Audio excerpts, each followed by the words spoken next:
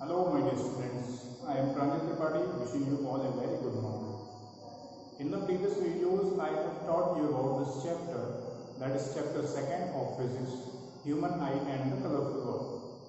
In that chapter I have taught you about several topics that included the human eye and its parts, defects, its corrections, what is the process of rainbow formation and what is atmospheric refraction. इतना मैंने आपको पिछले videos में पढ़ाया था.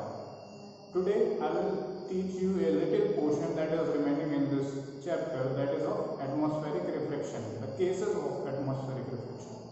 कुछ cases आपको बताना बाकी रह गया था जो कि आज मैं इस वीडियो में आपको पढ़ाऊंगा. So let's start with the first case.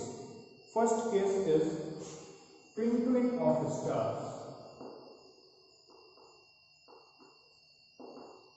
Twinkling of stars.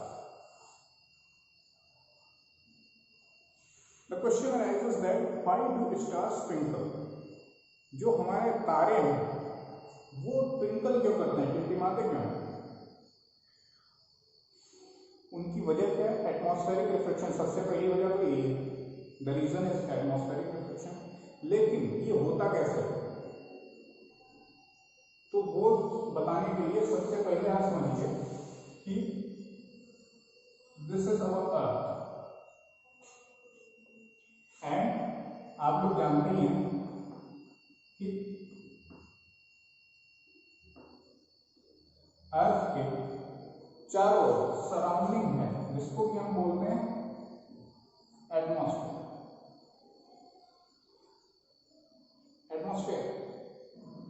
अब इस एटमॉस्फेयर में there is air at different temperatures.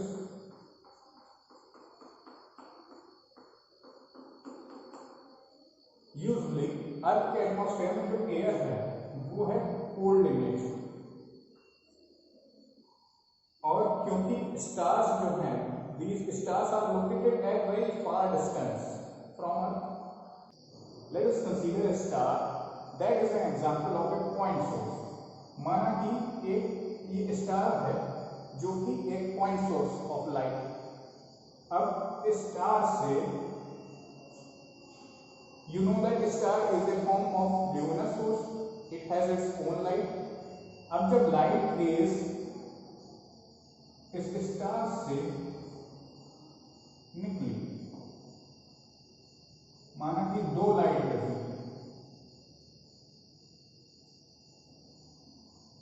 Like this.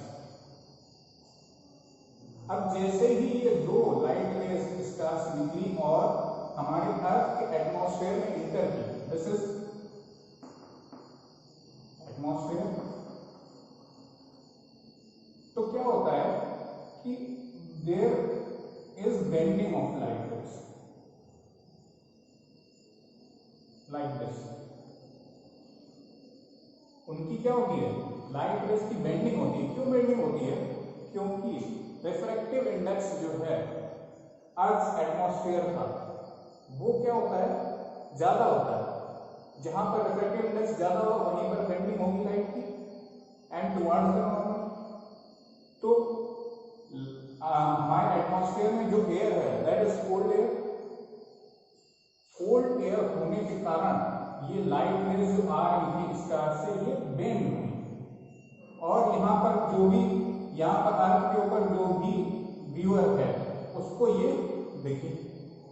लेकिन एक्चुअल पोजीशन स्टार की यहाँ पर, लेकिन when we produce this light rays back तो एक हमें वर्चुअल इमेज दिखाई पड़ती है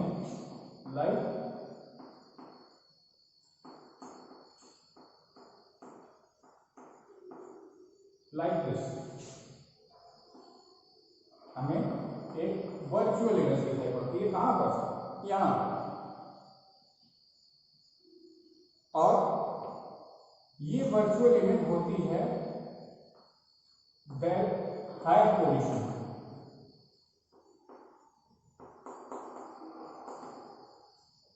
ये क्या है, देखिए ये आप वो देख सकते हैं, डिस्टेंस देख सकते हैं, ये this is actual star and it is at lower distance and it is at higher position. तो हमें स्टार क्या दिखता है, stars appear higher than they actual are, मतलब स्टार जहां पर है वहां से हायर दिखता है। तो ये साथ ही साथ आपको ये भी मैंने बता दिया कि स्टार हायर क्यों दिखता है। अब बात करते हैं कि ये पोर्शन है रिफ्रैक्शन का, जहां पर रिफ्रैक्शन हुआ, इतने बीच में रिफ्रैक्शन हुआ, तो हमारे एटमॉस्फेयर में भी ऐसा तो है नहीं कि एयर का टेम्परेचर बिल्कुल यूनिफॉर्म हो, कहीं पर एयर ज्यादा ठंडी है, कहीं पर कम ठंडी है। तो जहां पर ज्यादा ठंडी एयर होगी तो वहां पर ज्यादा रिफ्रैक्शन होगा, जहां पर कम ठंडी एयर होगी या जहां डस्ट पार्टिकल्स ज्यादा होंगे वहां ज्यादा रिफ्रैक्शन होगा। तो ये कुछ यहां पर हमने आपको दिखा दिया, लेकिन इतने बीच का जो रिफ्लेक्शन होता है ना वो कुछ जिगजैग पाथ का होता है, लाइक दिस। यहां पर हमारी आई जो देख रहे हैं, तो यहां पर आई है व्यूअर की, तो इतने बीच का जो रिफ्लेक्शन है that is of zigzag path. Means कहीं पर रिफ्लेक्शन ज्यादा हुआ, कहीं पर कम हुआ, कहीं पे वो लाइट रे बेंड हुई अवे फ्रॉम द नॉर्मल, अभी टुवर्ड्स द नॉर्मल, तो एक जैसा पैटर्न नहीं दिखता। That's why dimming effect is observe. अब इसको भी मैं एक बार बता देता हूं आपको फिर से, जैसे कि अभी तो यहां पर बात हो रही है केवल दो लाइट रे से। लेट अस सपोज यहां पर व्यूअर की आई लाइक दिस, यहां पर अर्थ के ऊपर व्यूअर है जो देख रहा है, उसकी ये eye. Let us suppose there are 5 raise.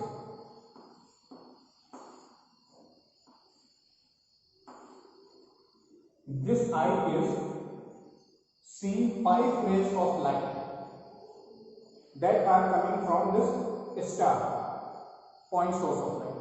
माना कि यहां पर 5 रेज आ रही थी लाइट की, लेकिन अब क्या हुआ कि इस पोर्शन में यहां पर कहीं पर क्या हुआ कि आपकी रिफ्लेक्टिव इंडेक्स बहुत ज्यादा हो गई या बहुत कम हो गई, इसकी वजह से ये लाइट रे यहीं से बेंड हो गई। अब देखिए हमारी आंखों में कितनी लाइट रे पड़ रही, 4 पड़ रही है, अभी तक क्या पड़ रही थी, 5 पड़ रही थी, तो ज्यादा चमकीली लाइट दिखेगी। जाहिर सी बात है जिस लाइट की जितनी ज्यादा रेज दिखेंगी हमारी आंखों को उतनी ही ज्यादा चमकीली दिखाई देगी। लेकिन यहां पर अब केवल 4 ही रेज रहेगी। इसमें भी अगर बाई चांस मान लीजिए कि इधर का साइड का फिर से रिफ्लेक्शन ज्यादा हो गया तो ये इधर चली गई, तो अब तो 3 ही रेज रहेंगे। तो वो स्टार और मतलब डिमिंग इफेक्ट इसी से ही आता है, वो और कम चमकीला दिखाई देगा। भाई जब 5 रेज आ रही थी, 5 की जगह एकदम से 3 होगी तो डिमिंग इफेक्ट दिखाई देगा ना। वो स्टार क्या होगा, बुझेगा फिर जलेगा, ऐसा करके दिखाई देगा। अब यही रेज जब फिर से यहाँ का जो है डस्ट पार्टिकल्स हट जाते हैं और कंटिन्यू रिफ्लेक्शन हो रहा है तो ये रेज फिर से चलेगी सीधी। तो हमको फिर से क्या हुआ, स्टार चमकीला दिखाई देगा। Depends upon the temperature of atmosphere और एटमॉस्फेरिक एयर। एटमॉस्फेयर की जो एयर है उसके टेम्परेचर पे ये जो डिमिंग इफेक्ट है वो डिपेंड करता है कि अगर वेरिएशन होगा अर्थ के एटमॉस्फेयर की एयर में तो हमें उतना ही ज्यादा डिमिंग इफेक्ट दिखाई पड़ेगा, क्योंकि उतना ही ज्यादा रिफ्लेक्शन होगा, बेंडिंग होगी लाइट में। तो ये तो 2 टॉपिक्स आपके कवर हो गए भाई। Stars appear higher than the actual are, वो इस वजह से मैंने आपको बताया कि देखिए ये रिफ्लेक्शन हो रहा, जब इसको वर्चुअल रेज लेगा तो ये स्टार की पोजीशन यहाँ पर पड़ी। देखिए ये पोजीशन आपकी क्या है, नीचे है, और this is at higher position. और आपको बता दिया डिमिंग इफेक्ट भी कैसे होता है। अब अवर नेक्स्ट टॉपिक इज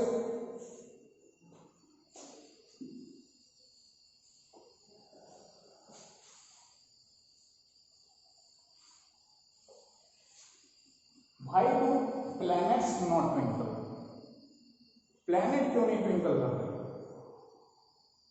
अब प्लेनेट में होता यह है कि अभी तक जो हम लोग बात कर रहे थे अर्थ की, तो स्टार्स जो थे वो काफी दूर थे, और प्लेनेट जो होता है, प्लेनेट जो है हमारे अर्थ के पास में होता है।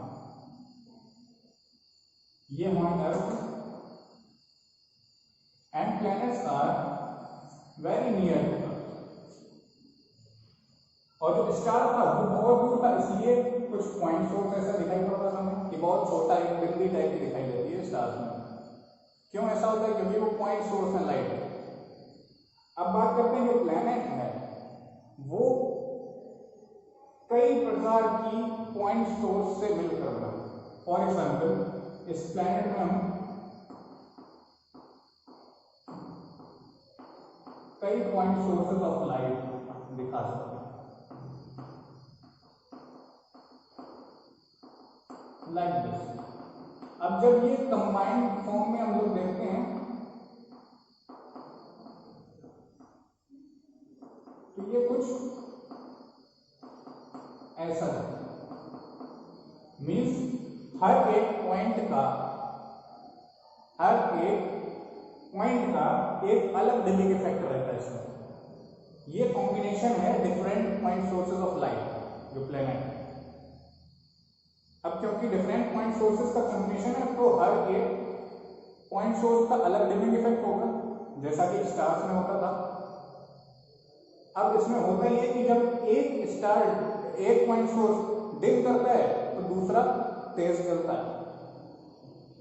बाई चांस मान लीजिए कि ये वाला जो पॉइंट है ये थोड़ा सा कम धीमे, मतलब चमक इसकी फीकी पड़ गई, या हम कह सकते हैं कि ये कम चमकीला होके दिखाई पड़ा, तो उतना ही ये ज्यादा चमकीला इसके बगल वाला दिखाई देता है।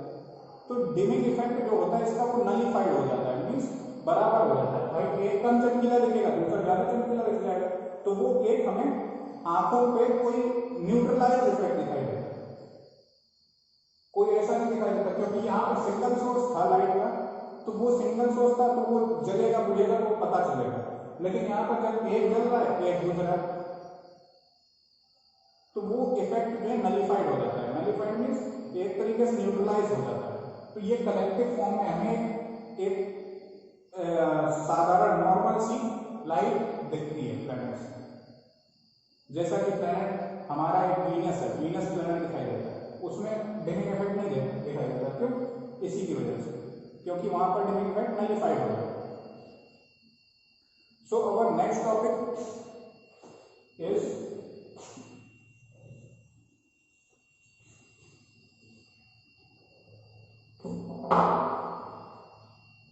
advanced sunrise. Yes, advanced sunrise and delayed sunset. Advance sunrise and delayed sunset. अब ये बहुत ही अच्छा टॉपिक है और इसको आप समझेंगे तो आपको काफी इंटरेस्ट आएगा। अगर मैं आपको लिटरली समझाऊं कि सूरज ना उगता है ना डूबता है, तो ये चीज भी आपको पता होगी कि हम लोग बोलते हैं, बोलचाल की भाषा में ये चलता है कि सूरज उग रहा है या डूब रहा है। एक्चुअली ऐसा नहीं होता, because sun is stationary at its point. Sun तो अपनी जगह फिक्स है। मोशन कौन कर रहा है? Our earth is doing the motion, that is rotating at its own axis and revolving around the sun, due to which day and night occurs.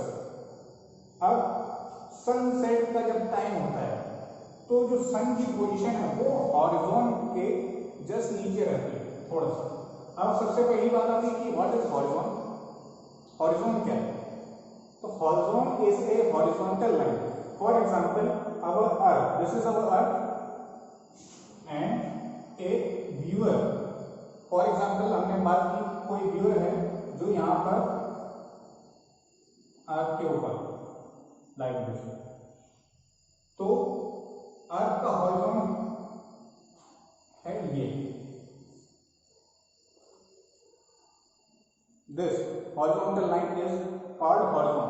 Horizon मतलब कि अगर मैं यहां पर खड़ा हूं तो हमारी आंखें जस्ट सामने की चीज देख पा रही हैं, हॉरिजॉन के नीचे की चीज नहीं देख पाएंगे। एक लिमिटेड डायरेक्शन ही होगी ना, उसके नीचे वो चीज नहीं दिखेगी।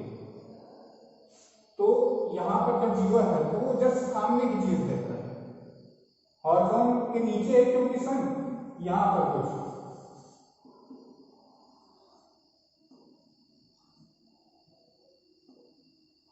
तो सन अगर सन की एक्चुअल पोजीशन जो है सनसेट के और सनराइज के टाइम यहाँ पर होता है बिलो द हॉरिजॉन।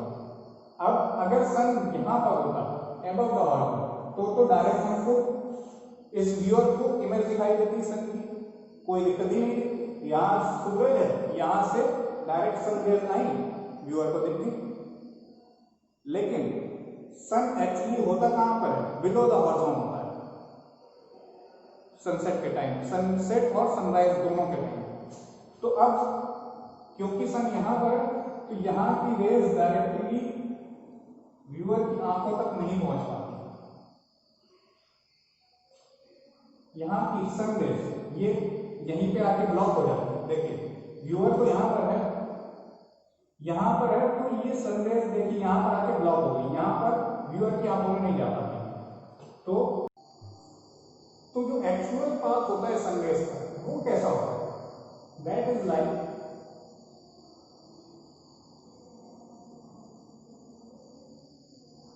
जैसे ही ये सन रे ये ट्रेवल कर रही, जैसे ही ये अर्थ की एटमॉस्फेयर में गई तो वैसे ही क्या हुआ यहाँ पर बेंडिंग देखने को मिल गई।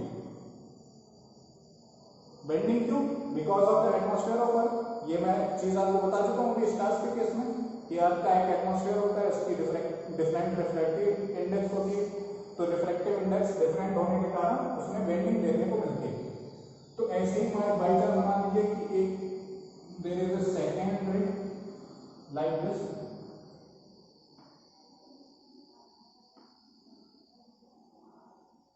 तो ये हमें क्या दिखाई दिया, यहाँ पर एक अगर इन दोनों रेस को हमने क्या किया प्रोड्यूस बैक किया, तो यहाँ कहीं सन की इमेज दिखाई देती लाइक दिस। डायग्राम कुछ डिफरेंट है क्योंकि इतने अच्छे से बोर्ड पर नहीं बन पा रहा है डायग्राम, तो आप लोग बुक में जो डायग्राम है वो भी देख सकते हैं। फिर से एक बार समझा दे रहा हूं कि at the time of sunset and sunrise the sun is below the horizon, this is horizon. तो सनसेट और सनराइज के टाइम पर सन कहाँ होता है, बिलो द हॉरिजॉन होता है। यहां से सनरेज गई, sunrays from the sun travel into the as it travel into the atmosphere of the earth, it undergoes refraction and the sunlight, the ray of sunlight bends, जो sunlight की ray है वो bend हो जाती है, and due to this bending the sun appears 2 minutes before the actual sunrise। मतलब क्या है कि सन रहा तो हॉरिजॉन के नीचे लेकिन एपरेंट इमेज हमें दिखाई पहले ही देने लगी।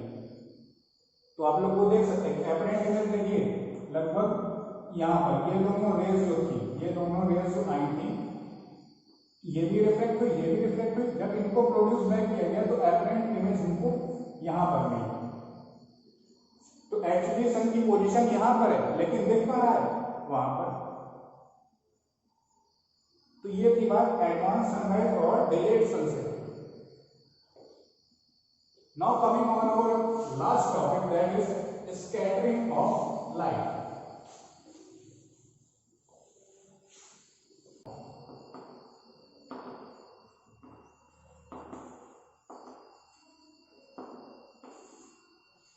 Scattering of light क्या है? Actually in our earth, in the atmosphere of our earth, there are lots of tiny particles. These particles may be of dust particles or particles of smoke or the water droplets। हमारे जो atmosphere है अर्थ का उसमें छोटे छोटे कण मौजूद हैं। किसके कण? या तो फिर वो आपके डस्ट पार्टिकल्स के होंगे, either they will be of smoke or water droplets. तो ये क्या करते हैं, these tiny particles absorb the light and reflect it in all the directions. ये absorb करते हैं, या when the light passes through these tiny particles, it gets emitted or reflected in all the directions. This phenomena is known as scattering of light. ये tiny particle है और इसके द्वारा light सभी डायरेक्शन में रिफ्लेक्ट की गई. This phenomena is known as scattering of light. ये फेनोमेना जो है वो स्कैटरिंग ऑफ लाइट कहलाता है.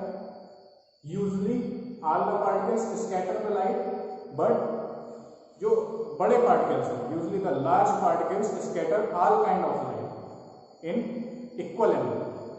लेकिन जो छोटे पार्टिकल्स हैं, small particles scatter the blue light maximum and red light the minimum. जो छोटे पार्टिकल्स हैं वो रेड लाइट को बहुत ही कम स्कैटर करते हैं. दैट्स वाई रेड लाइट को यूज करते हैं हम लोग डेंजर सिग्नल्स के लिए. क्यों? क्योंकि उसमें डिफ्यूजन या स्कैटरिंग बहुत ही कम होती है. तो ये था आपका chapter second. The chapter second ends now. If you have any type of query or doubt, you can ask on your WhatsApp. Okay, thank you.